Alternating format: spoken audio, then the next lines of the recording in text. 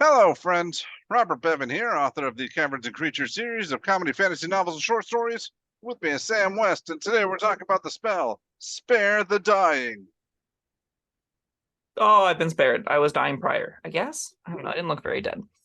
Necromite's cantrip from PHB, Taka's National Cast, Range of Touch, Automatic Components, Duration Instantaneous. This is in the contention for shortest spells in the game. You judge a living creature that has 0 hit points. That creature becomes stable. This effective spell has no effect on undead or constructs. It's the stabilize. You could make normally you make a medicine check with a DC of 10. If you pass that medicine check, this creature is stabilized.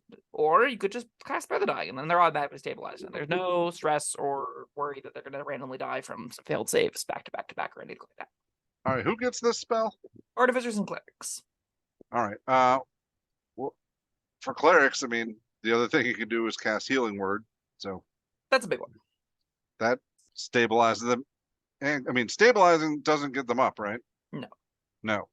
Well, I really wish this gave them a hit point. Like, I really, really wish this gave them a hit point, but it doesn't. Yeah, that would make a big difference. That, of course, that would also.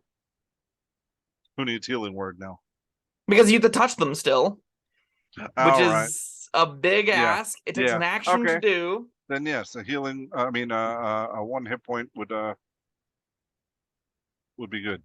Yeah, I think my one of the house rules I tend to run most is creatures at 0 hit points aren't unconscious, so that they can contribute still.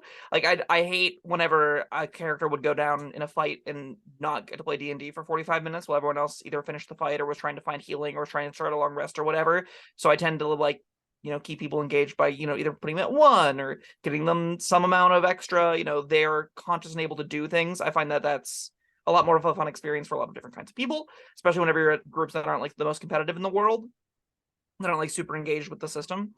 If you are super engaged with the system, this doesn't really have a home in your character sheet because, like you said, Healing Word definitely does this better, and you don't want to invest your cantrips into this if you can help it. Normally, you can take Guidance and then, like, Sacred Flame or Guidance, and okay, maybe you take this as well, but, like, you don't have a particularly large, robust amount of options on Cleric, so it's kind of like a thing that you default to if you don't make medicine checks, I guess. All right, well, you're a little bit more generous than me when it says, I think, if you drop to 0, there are penalties. We discussed this in Sure. Was it Resurrection?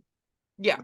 Yeah. Then I'm absolutely okay with, if you get revived, you got to spend a couple of days recuperating. That's fine. If you drop to 0 hit points, you spend a couple rounds until somebody brings you back, or and there's the drama, the death saves. There aren't any dramas. There isn't any drama once Spare the Dying is cast. You're just like, well, no. And we're down. Oh, that cool. Yeah, that's not fun. No, you're just like, all right, I guess I'll just vacantly stare at the table until it's my turn, and then we'll go right past that, and then you vacantly stare at the table. And that's where I'm like, yeah, that feels unnecessary, right? It doesn't feel like it's meaningfully contributing to the game at that point, especially once actions have been taken to mitigate that circumstance. But again, I within the context of how the game, like, rules is written, is played, and what people are cool with, a lot of it is like, yeah, if you go down, you might be out for 15-20 minutes, sometimes a half an hour in real people time, right, where your character isn't really doing much, but you're still socializing. You still got other things that go with playing D&D. Obviously, you can get snacks, you can check your phone, all that fun stuff.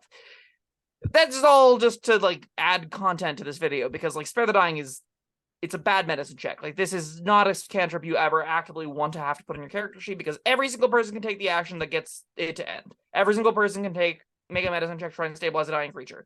Proficiency in medicine checks is a perfectly reasonable thing for a cleric, artificer, or any other number of characters to put points into. Then this is substantially worse at those tables.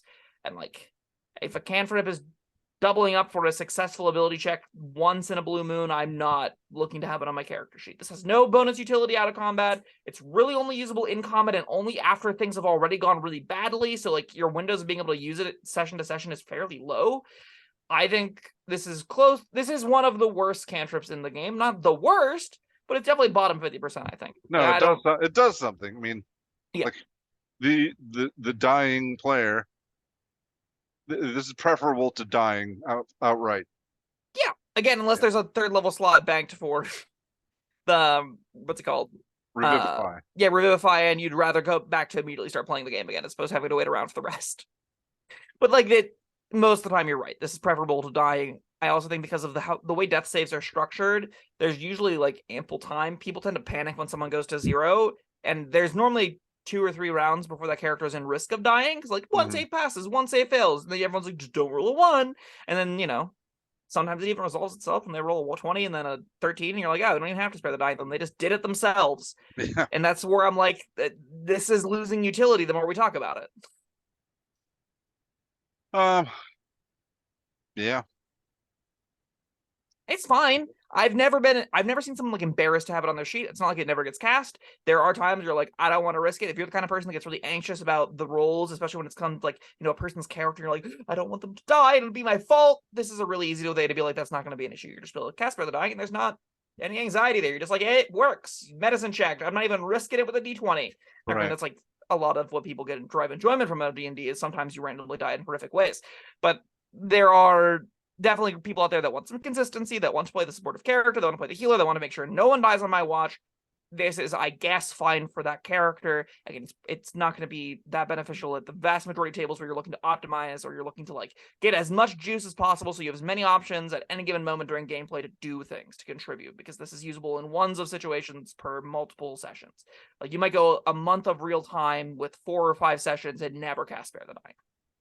Yeah, that's there's better things to do. It's like yeah, I forgot what I was gonna say, but yeah, It's a defibrillator if you're an artificer. Yeah.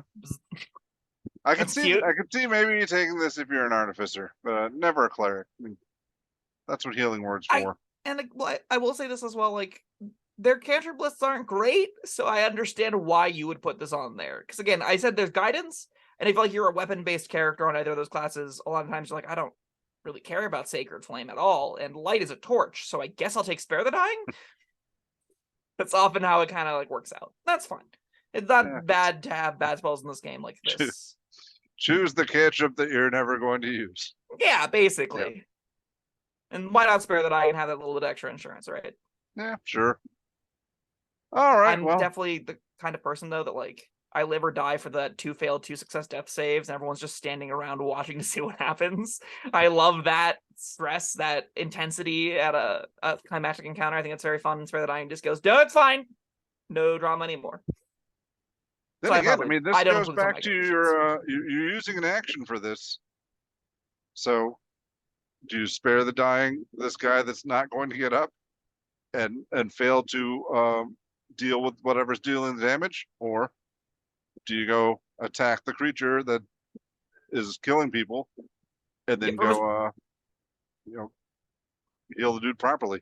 From a strategic standpoint, the answer is almost always you reduce the creature that's threatening you hit points to 0 faster. Like that's unless you're in full retreat mode, in which case you really need to be healing wording because that thing needs to be moving. Yeah. If it's gonna live, there's if you possibly can, you don't want to use actions to cast Spare the Dying in combat. Like making an attack with a mace with a +1 will be more beneficial to that encounter in the long term, probably, than using your Spare the Dying action that turn. Unless like they have 2 failed death saves, and you're like, this encounter's got another 4 rounds. I'm probably not gonna lose it, but I really don't want this person to die. Then you have that really small window. But the vast majority of the time, deal with what the problem is, then get them up.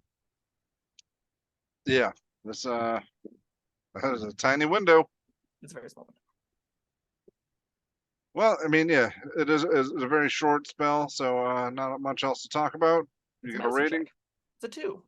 2. There's an amount of consistency that comes with it that's fine. Most characters probably don't want to have this. If you can ever do it as a bonus action, it gets a lot better. If you're ever getting it for free, it's about as good. So like and when I say a lot better, it's like this much better, because you're still not going to use it most encounters. Yeah. So a 2 is, I think, entirely fair. All right, sounds about right. That was Spare the Dying. Thank you, Sam. Thank you, everyone, for joining us. Let us know what you think down in the comments, and we'll see you next time. Bye-bye.